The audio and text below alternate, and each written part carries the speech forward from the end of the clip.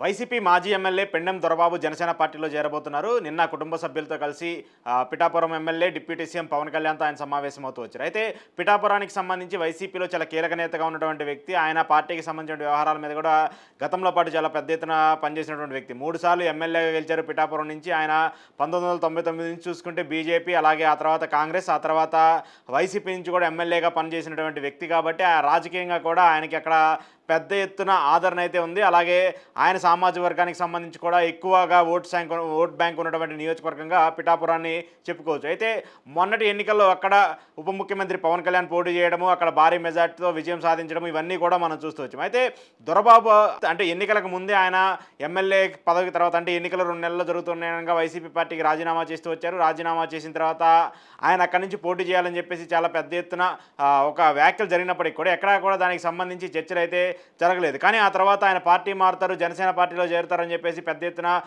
చర్చలు జరుగుతూ వచ్చాయి, రూమర్స్ జరుగుతూ వచ్చాయి. కానీ ఎక్కడా కూడా దానికి సంబంధించినటువంటి పరిణామాలు అయితే జరిగినటువంటి పరిస్థితి మనకైతే కనిపించలేదు. నిన్న మాత్రము జనసేన పార్టీలో చేరేందుకు కూడా లైన్ క్లియర్ చేస్తున్నట్టు మనకు అర్థమవుతుంది. దొరబాబుకు సంబంధించి ఆయన జనసేన పార్టీలో చేరబోతున్నట్టు ఈ నెల జనసేన పార్టీకి సంబంధించి ఆవిర్భావ సభ 14వ తారీఖున జనసేన పార్టీ ఆవిర్భావ సభ పిఠాపురంలో జరగనుంది. పిఠాపురంలో ఆవిర్భావ సభ జరగనున్నటువంటి నేపథ్యంలో అక్కడ భారీగా శ్రేణులతో కూడా ఆయన పార్టీలో చేరబోతున్నట్టయితే తెలుస్తుంది. అయితే ఇదే నేపథ్యంలో దొరబాబు రాకను అక్కడ ఉన్నటువంటి టీడీపీ మాజీ ఎమ్మెల్యే వర్మ వ్యతిరేకిస్తున్నారు. వర్మకు సంబంధించి ఆయన ఇప్పటికే కూటమి సర్కార్ అధికారంలోకి వచ్చిన తర్వాత పార్టీకి సంబంధించి ఏదో ఒక పదవి వస్తుందని చెప్పేసి చాలా ఇంపార్టెంట్ రోల్ ప్లే చేస్తారని చెప్పేసి ఎన్నో మనకి ఆశలు అయితే పెట్టుకున్నటువంటి నేపథ్యంలో ఆయన ఎక్కడా కూడా ఆయనకి సంబంధించి ప్రస్తుతం వాస్తవ పరిస్థితులు అయితే అలాంటివి కనపట్లేదు. ఆయనకి ఎమ్మెల్సీ పదవి ఇస్తారు, లేదంటే మరొక కార్పొరేషన్ చైర్మన్ ఇస్తారు, లేదంటే టీటీడీకి సంబంధించిన బోర్డు మెంబర్గా ఇస్తారు. ఇలా చాలా రూమర్స్ వచ్చినప్పటికి కూడా ఎక్కడా కూడా ఆయనకి సంబంధించి కూటమి సర్కార్ అధికారంలోకి వచ్చినటువంటి ఈ 10 నెలల్లో అయితే అది జరగలేదు. కానీ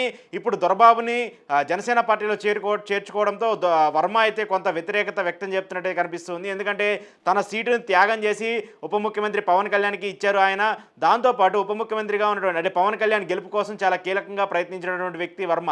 చాలాసార్లు కూడా పవన్ కళ్యాణ్ స్వయాన వర్మకి సంబంధించి, ఆయన పనితీరుకు సంబంధించి, ఆయన ప్రోత్సాహానికి సంబంధించి కూడా వర్మను కూడా పొగుడుతూ ఉన్నటువంటి అంశాలను కూడా మనం చూస్తూ వచ్చాం. అయితే ఇప్పుడు దొరబాబు రాకతో ఒక్కసారిగా పిఠాపురంలో కొంత వ్యతిరేకత భావజాలం అయితే కనిపించే అవకాశం ఉంటుంది. ఎందుకంటే వర్మకు సంబంధించి గతంలో వీళ్ళిద్దరూ ప్రత్యర్థులుగా ఉన్నటువంటి వ్యక్తులు, వీళ్ళిద్దరూ కూడా ప్రత్యర్థులుగా పోటీ చేసి ఎన్నికల్లో తలబడినటువంటి వ్యక్తులు. ఇప్పుడు ఇద్దరు కూడా ఒకటే పార్టీకి సంబంధించి, ఒకటే కూటమికి సంబంధించి ఉండడంతో కొంత ఇబ్బందులు వచ్చే పరిస్థితి అయితే కూడా కనిపిస్తుంది. ఇప్పటికే పార్టీకి సంబంధించి టీడీపీ పార్టీగా వర్మ ఉన్నప్పటికీ కూడా ఆయన జనసేనకు సంబంధించి కావచ్చు, లేదంటే పవన్ కళ్యాణ్కి సంబంధించి ఎంతో సన్నిహితంగా ఉంటూ వస్తున్నారు. అయితే గెలిచిన తర్వాత, కూటమి సర్కార్ గెలిచిన తర్వాత పవన్ కళ్యాణ్ ఎమ్మెల్యే అయ్యి డిప్యూటీ సీఎం అయిన తర్వాత ఆయన్ని కొంత పక్కన పెట్టారు అనేటువంటి వాదన కూడా పెద్ద ఎత్తున చర్చ జరుగుతుంది. ఎందుకంటే వర్మకు సంబంధించి ఇప్పుడు జనసేన పార్టీకి సంబంధించి పవన్ కళ్యాణ్ అధికారంలోకి వచ్చిన తర్వాత, ఆయన ఎమ్మెల్యేగా గెలిచిన తర్వాత పవన్ కళ్యాణ్కి సపోర్ట్గా ఉన్నటువంటి వ్యక్తులు కావచ్చు, అక్కడ జనసేన పార్టీకి సంబంధించినటువంటి వ్యక్తులు కావచ్చు, వర్మని కొంత పక్కకు పెట్టే ప్రయత్నం అయితే చేస్తున్నట్టు కూడా తెలుస్తుంది. దీని మీద వర్మ కూడా చాలాసార్లు అసంతృప్తిగా ఉన్నటువంటి పరిస్థితులను కూడా మనం చూస్తూ వచ్చాం. ఇటీవల ఆయన కొన్ని కాంట్రవర్షియల్ కామెంట్స్ కూడా చేస్తూ వచ్చారు.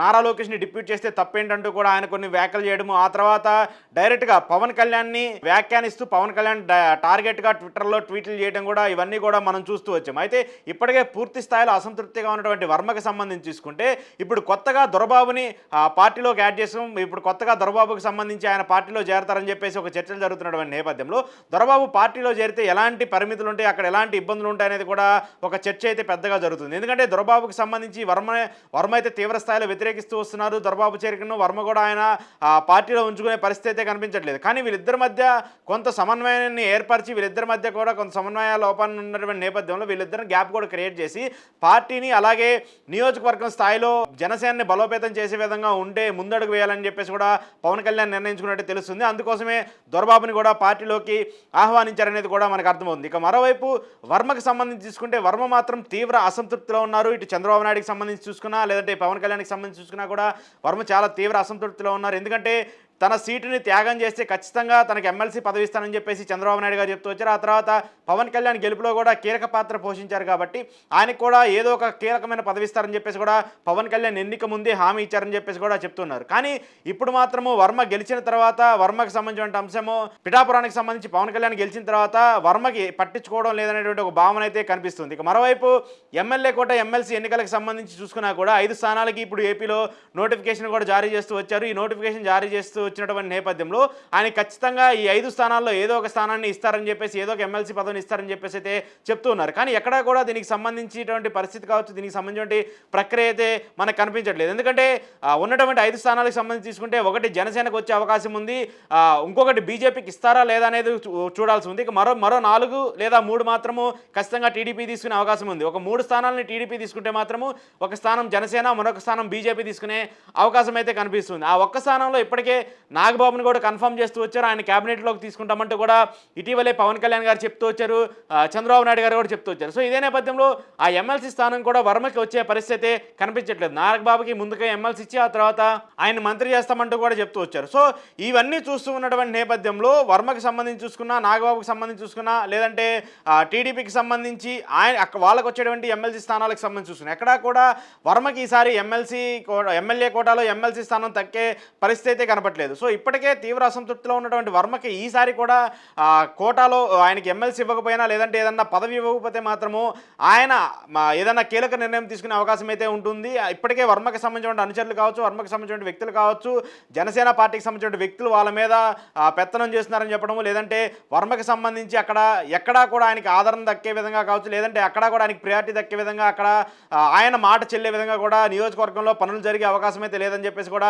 వర్మ అసంతృప్తిగా ఉన్నారు, ఆయన అనుచరులు కూడా అసంతృప్తిగా ఉన్నారు. సో ఇవన్నీ చూసుకున్నటువంటి నేపథ్యంలో కూటమికి సంబంధించి చూసుకుంటే, ప్రధానంగా కూటమికి సంబంధించి వర్మ పిఠాపురానికి సంబంధించినటువంటి ప్లే చేస్తున్నటువంటి రోల్లో ఇప్పుడు భారీ మార్పులు కనపడే అవకాశం ఉంది. ఎందుకంటే ఇప్పుడు సడన్గా దొరబాబు ఎంట్రీ ఇవ్వడంతో జనసేన పార్టీకి సంబంధించి ఆయన జనసేన పార్టీలో చేరితే ఆయనకి ఎలాంటి పదవి ఇస్తారు, ఆయనకి ఎలాంటి రోల్ ఇస్తారు అనేది కూడా చూడాల్సి ఉంది. ఎందుకంటే దొరబాబు కూడా చాలా సీనియర్ నేత, 3 సార్లు ఎమ్మెల్యేగా గెలిచినటువంటి వ్యక్తి, పార్టీకి సంబంధించి ముఖ్యంగా నియోజకవర్గానికి సంబంధించి ఎక్కువగా ఓట్ బ్యాంక్ ఉన్నటువంటి వ్యక్తి కాబట్టి ఆయన ఇప్పుడు జనసేన పార్టీలో చేర్చుకోవడం వల్ల వర్మకి చెక్ పెట్టేందుకు కూడా ప్రయత్నాలు జరుగుతున్నాయి అనేటువంటి ఒక అంశం అయితే మనకు అనిపిస్తుంది. సో ఈ అన్ని నిర్ణయాలపైన వర్మ ఎలాంటి చర్యలు తీసుకుంటారు, వర్మకి సంబంధించి తన రాజకీయ భవిష్యత్తు పైన తదుపరి నిర్ణయం ఎలా ఉంటుంది అనేది మాత్రం చూడాల్సి ఉంది. ఏది ఏమైనప్పటికీ వర్మకి మాత్రం ఈసారి ఎమ్మెల్సీకి సంబంధించిన అంశాన్ని ఇవ్వకపోతే మాత్రము ఆయన ఏదో ఒక రాజకీయానికి సంబంధించిన ఏదో ఒక నిర్ణయం తీసుకునే అవకాశం ఉంది. ఆయన టీడీపీలోనే కంటిన్యూ అవుతారా, లేదంటే వేరే పార్టీలో చేరతారనేటువంటి చర్చలు కూడా జరుగుతున్నటువంటి నేపథ్యంలో పవన్ కళ్యాణ్ ఈ ఇష్యూకి సంబంధించి ఎలా చెక్ పెడతారనేది చూడాల్సి ఉంది.